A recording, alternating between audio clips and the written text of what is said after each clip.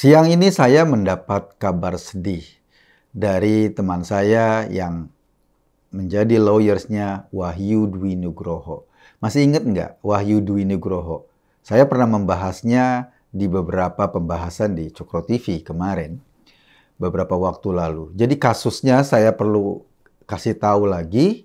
Kasusnya adalah Wahyu itu memprotes ada satu spanduk yang dipasang oleh sebuah majelis taklim di sekitar rumah Wahyu, di sekitar tokonya maksud saya.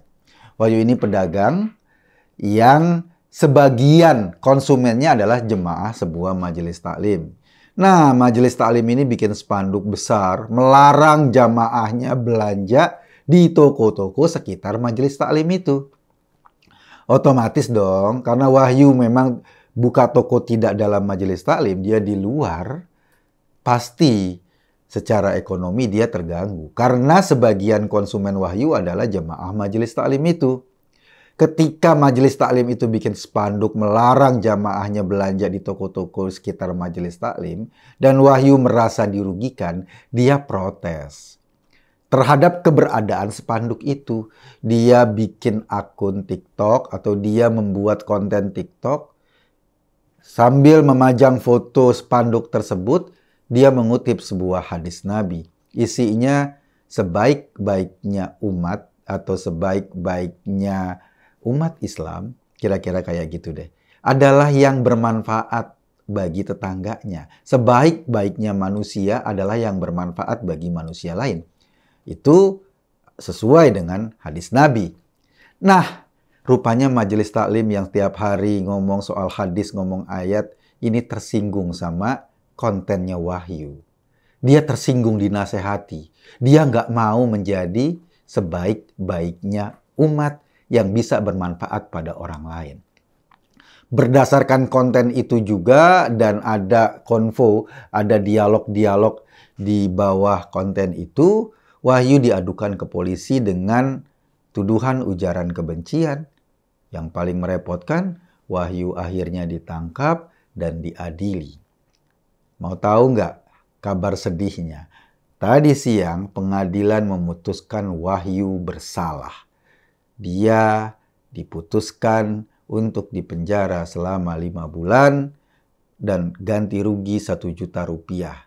Tuntutan jaksa penjara 5 bulan, ganti ruginya 2 juta. Jadi yang dikurangi oleh majelis hakim itu cuma ganti ruginya, tapi tuntutannya nggak dikurangi. Kurungannya nggak dikurangi. Karena Wahyu ditahannya sudah sejak 5 bulan lalu, otomatis Wahyu akan bebas besok.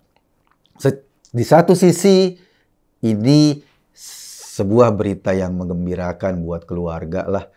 Wahyu yang tidak salah apa-apa menurut saya.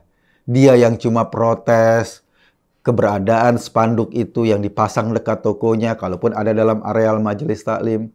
Dia sedang mempertahankan tokonya agar pelanggan-pelanggannya nggak lari.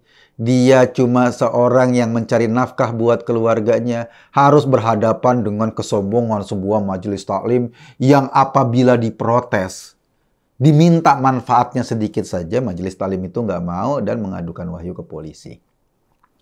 Jadi Wahyu ya sudah diputus bersalah. Kalaupun besok atau seminggu inilah insya Allah Wahyu keluar dari penjara, dari tahanan, kembali ke keluarganya, bisa bertemu dengan 2 anaknya yang masih balita, yang masih kecil, bertemu kembali dengan istrinya, itu sudah hal yang bagus. Tetapi yang menjadi persoalan kita adalah, kok keputusan majelis hakim itu yang aneh? Kok bisa-bisanya orang hanya berkomentar tentang spanduk yang melarang orang lain belanja, diajukan atau dituntut dengan ujaran kebencian? Agak aneh sebetulnya suasana ini, dan ketika majelis hakim memutuskan bahwa itu bersalah, kita bayangkan apa yang akan terjadi kalau ini menjadi jurisprudensi. Ini menjadi ketetapan yang akan diikuti oleh majelis-majelis hakim lainnya di Indonesia. Konflik-konflik kecil soal media sosial akan mengorbankan banyak orang. Yang juga kita main media sosial. Soal-soal kayak gini, konflik antara seorang rakyat biasa dengan majelis taklim, yang barangkali bisa saja majelis taklim itu mengganggu. Misalnya mengganggu peraturan menteri tentang toaknya yang terlalu besar. Mengganggu karena memanfaatkan fasilitas umum untuk parkir misalnya kalau ada pengajian-pengajian. Atau jalan-jalan umum jadi sangat penuh sekali secara rutin. Atau menggelar pengajian dengan toa yang besar itu di malam-malam hari ketika masyarakat sekitar lagi istirahat. Tapi itu akhirnya tidak menjadi pertimbangan. Yang dipertimbangkan adalah protes orang biasa, pedagang, yang dagangannya menjadi berkurang hanya karena spanduk tersebut. Dan dia diprotes bersalah. Kami dari Cokro TV kemarin-kemarin ketika mendengar kasus ini, mencoba mengadvokasi Wahyu. Kita membuka donasi yang bisa langsung dikirimkan kepada istrinya Wahyu, Teh Ana. Dan alhamdulillah sudah terkumpul cukup banyak.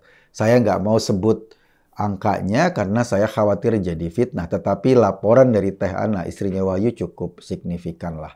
Lumayan untuk mereka memulai kehidupan. Karena apa? Karena barangkali setelah diputus ini Wahyu nggak bisa dagang lagi di tempat itu.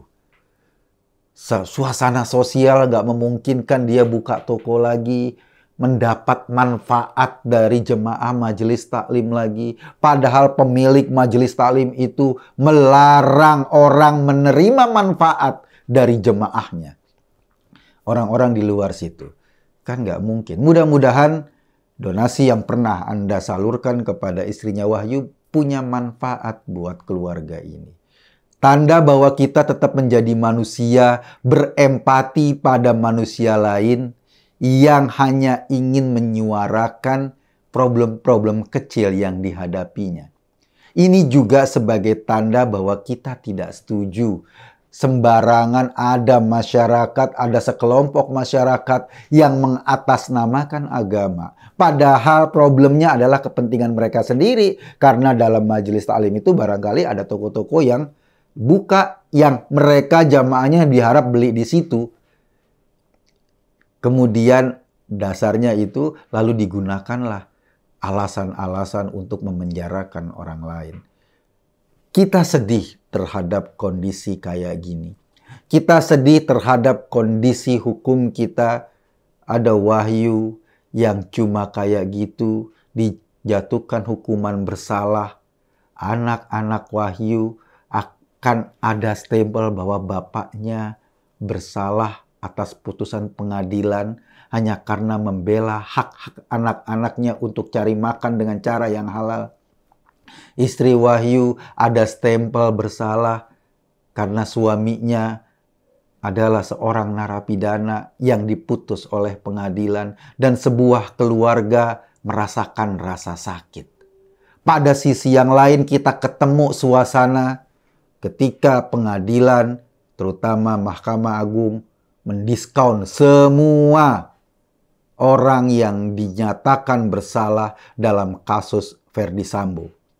Ini jelas ada di depan mata kita bagaimana proses hukum terjadi pada orang kecil yang cuma ingin menyelamatkan tokonya dan dia diputus bersalah hanya karena protes kecil, sementara ada diskon besar-besaran kepada tokoh orang yang menggunakan kekuasaannya untuk menghabisi nyawa bawahannya. Ini miris sekali, semiris-mirisnya. Tapi ini negeri kita yang harus kita cintai. Ini negara kita yang harus kita perbaiki. Pertunjukan ini menunjukkan kepada kita kadang-kadang hidup memang tidak menyenangkan. Tapi yang seperti ini jelas memuakkan. Saya Kokun tadi hanya mengajak Anda berpikir, kesimpulannya ya terserah Anda. Terima kasih.